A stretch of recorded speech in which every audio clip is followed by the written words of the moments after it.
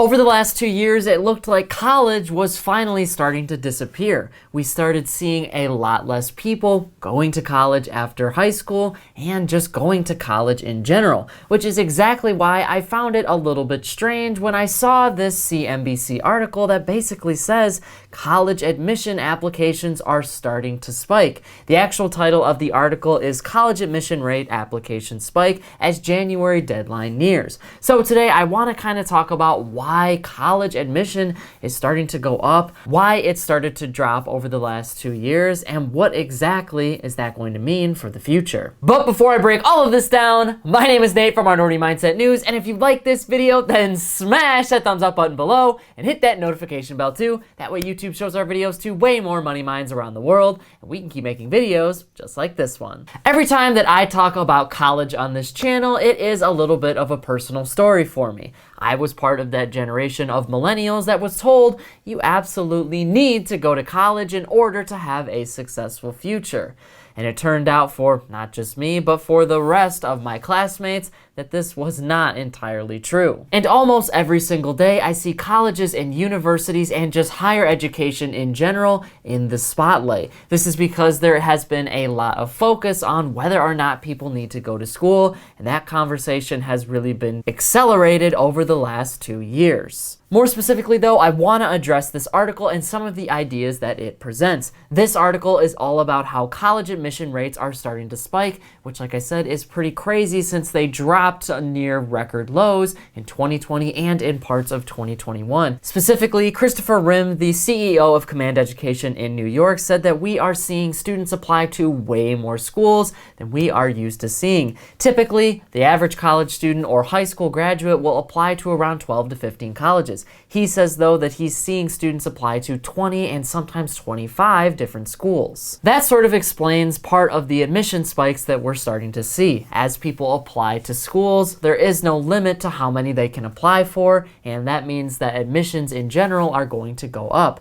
They're not exactly linked to one specific person, and one specific person can apply to many different schools. In particular, a quote from a high school senior here says that they want to apply to have the best opportunity. And I think this is really interesting because this is exactly what I was told many years ago. Growing up through the education system, and I'm sure a lot of you can relate to this, we were all told that we absolutely had to go to school. So when it was finally time to apply for colleges, there was no limit to how many that parents and teachers wanted you to apply to. You want to apply to many different schools, so that gives you kind of a competitive advantage. If you get accepted to many different universities, and you can kind of talk to those universities and compare and contrast on what each one is offering. Now, this is especially true if you are applying to schools and you are a very sought after recruit. Honor roll students and athletes are going to be your most sought after students that colleges really want on their campus. And in some of these situations, some of these schools are willing to work with you and give you scholarships depending on your education level. And as of November 16th, college admission rates have actually spiked to around 22% when compared to pre-pandemic levels. Now let's kind of break down exactly what this means. In 2020, we saw college admission rates drop. People weren't applying to schools because of the global pandemic.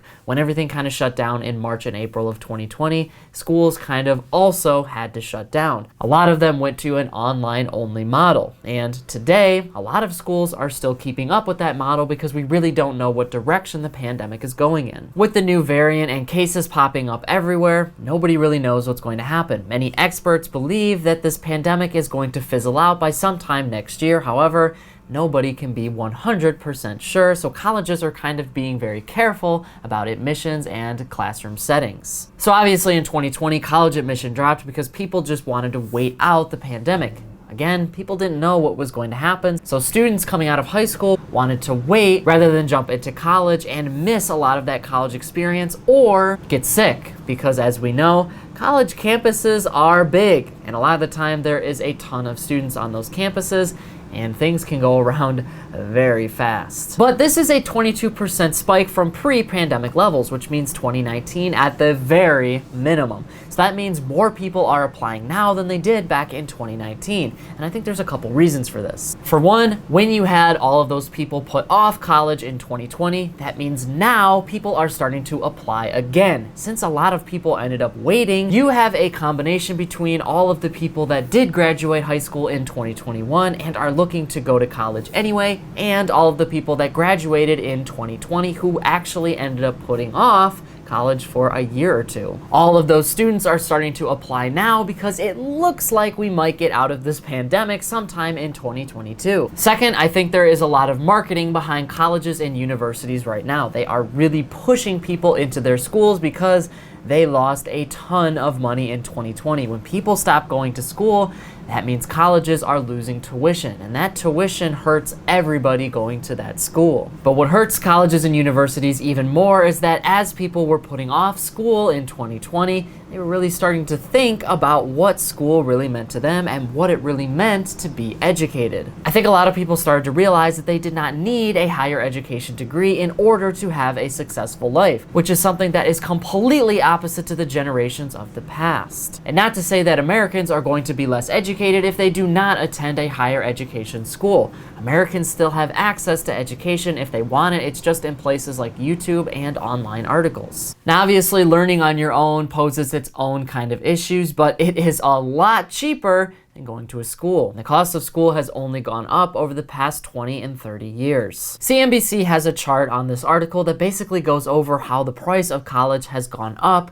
ever since the 1970s, and I think there is a few different reasons for this too. According to this chart by CNBC, in 1970, it would cost you around $2,000 to $3,000 to attend a 4-year university. However, that price has gone up to around $10,000 plus in 2019. So it costs you a lot more to go to school today, and I think the reason behind rising education costs in America is because there is so much demand for a 4-year university. In the 1970s and 80s, the world was expanding, and the jobs that people were getting were expanding too. Now, this is kind of a good problem to have because it means you need a more educated and a more skilled workforce. You can't just come out of high school and immediately go into a traditional field anymore. The world is expanding, and what people need and want is expanding too. There are new problems to solve, and you're going to need a more educated society in order to do that. And one of the ways that we did that in the 70s, 80s, and 90s was through school.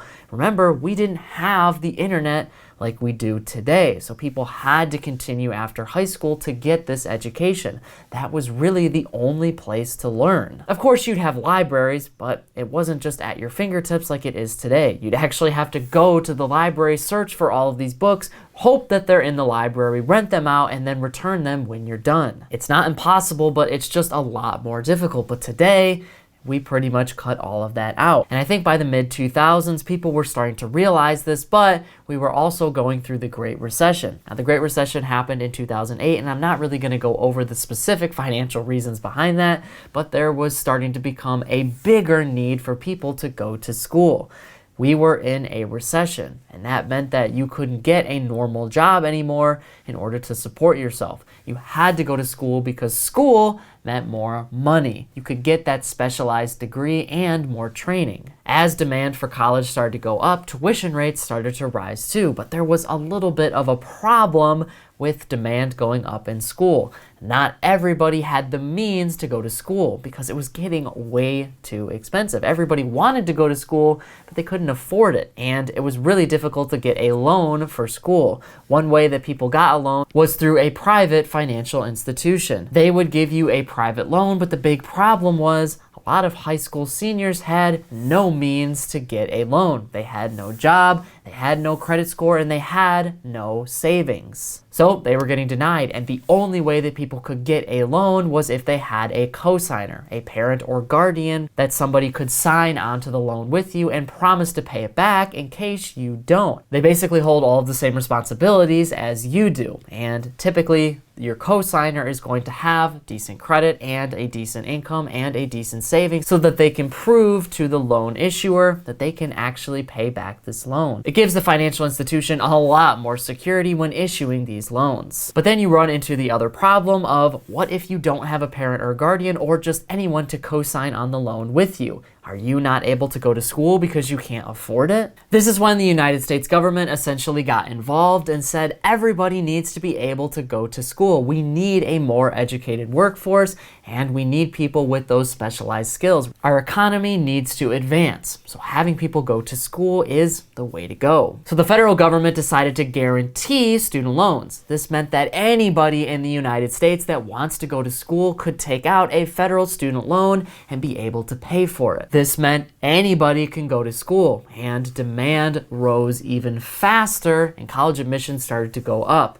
But that meant that colleges didn't really have any incentive on lowering their tuition costs because demand was continuing to rise, and all of the money they were getting was coming from the federal government, and it was guaranteed by the federal government. Which means for a lot of schools, they're going to let in as many students as they can so they can get as much money as they can. So by the mid-2000s, it looked like colleges and universities were starting to turn into more of a business rather than an actual financial institution. Here's kind of the kicker of this whole situation and this article. As more people apply to schools, schools can be very selective on who they let in. Obviously, schools only have so many resources and only so many people that can attend classes, so they're going to have to naturally reject people. However, once those people are rejected, that means that an admission rate for a school starts to go down, and it can make a school look a lot more prestigious. If it's really hard to get into a school, they can make their tuition prices go up even more. You can essentially turn your school into a more prestigious education institution just by rejecting a larger amount of students, and that is exactly what is going to happen with college admission rates spiking. This article in particular talks a lot about how applications are spiking, but the actual rate that the colleges are admitting students hasn't actually gone up yet. And what you're going to have is that a lot of these colleges just can't support the amount of applications coming in, and they're going to have to reject some. Ultimately, that could lead to a rise in tuition rates because these schools are going to have a lower acceptance rate, meaning it might be a little bit more prestigious. But here is the really interesting thing about this article in particular. It's saying that a lot of the students who are applying to school have not filled out a FAFSA. This is leading a lot of experts to believe that these people who are filling out applications are actually on the wealthier side. Because think about it. The FAFSA is free application for federal student aid. That means that whoever is applying for a FAFSA is also looking to get some of those federal student loans. That is the only way that you can get a federal student loan. And if you need a federal student loan in order to go to school, you're also willing to take on debt. Or you just come from a family or a situation where you don't have a lot of money, but you still want to become a doctor or a lawyer or something that you definitely need to go to a higher education school for. Without filling out that FAFSA, you cannot get a federal student loan. And with a lot of these new students not filling out the FAFSA, that means that they're planning on paying for school out of pocket. Or they plan on getting a private loan because rates are so low right now. According to this article by CNBC, among applications for the upcoming academic year, about 60% of applicants are from the most affluent communities, meaning the highest incomes, while only 5% are from the lowest income areas, according to Common App, who did this study. This could mean a variety of different things. It means the wealthy are going to school because they can actually afford it, and they are the ones getting higher education degrees. And having a higher education degree, at least in today's society, does mean you are going to have a better chance of getting a better paying job. However, that is definitely not a guarantee, and it's definitely not something you absolutely need in order to succeed in life. I know plenty of people, just myself, that do not have a higher education degree, and they are doing just fine. But a lot of companies and businesses still look for people that have that higher education degree. Or at least they did as of 2021. This is where things get a little bit complicated because we have to look at the Great Resignation and our labor shortage in this college situation. A lot of businesses and companies lately are not requiring college degrees because they are facing a shortage, and they're starting to actually train people and give them that education in their own business rather than require it beforehand, which is completely opposite of what I went through. Or they're just completely foregoing that experience altogether and saying they need people right now and they're willing to let you experience the job as you go rather than already have the education beforehand. This is becoming more common and more common as people are starting to turn away from colleges. College is getting expensive, and people that are already low income can't afford to take on tens of thousands of dollars in debt just to go to school, especially when a lot of the things can be learned on places like YouTube. Now, to be fair, since the pandemic started, college application rates have actually dropped by 8%. And since about 2000, college enrollment has gone down pretty steadily every single year. The world was changing in the 70s, 80s, and 90s. And by the early 2000s and now the 2020s, the world is starting to change again. And what it means to be educated is also starting to change. I'm not sure if applications are going to continue to spike year after year. I think there's always going to be a need for college. I think if you want to become a doctor or a lawyer, you absolutely need to go to school. You can't just learn how to do a surgery from YouTube. You don't really have the experience for it. There is a place for higher education, but I'm not sure if it's right for everybody. And that is something that my generation was not told. I didn't really learn what it meant to be successful until after I was out of school. And I think a lot of kids are just unsure about what they're going to school for. And we're running into a lost generation once again. I think that formal higher education is going to continue to drop year after year as places like YouTube continue to go up. You just don't need to get that higher education anymore. And I think businesses are starting to realize that.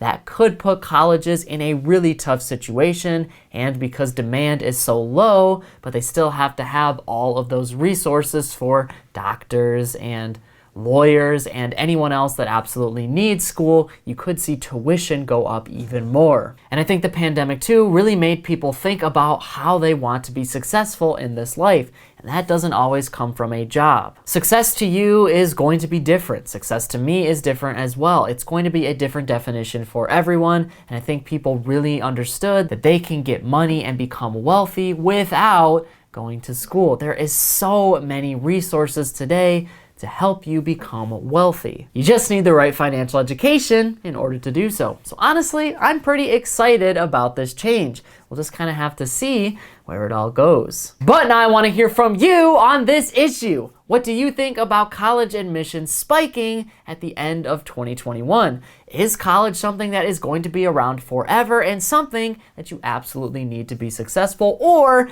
is college starting to disappear because you really don't need to go to college in order to have a successful life? Whatever your thoughts are, leave a comment below before you go. But that is it for today's business and financial news breakdown. Thank you so much for watching. If you like this video, make sure to hit that subscribe button below. Keep hustling, money minds, and I'll see you all in the next one.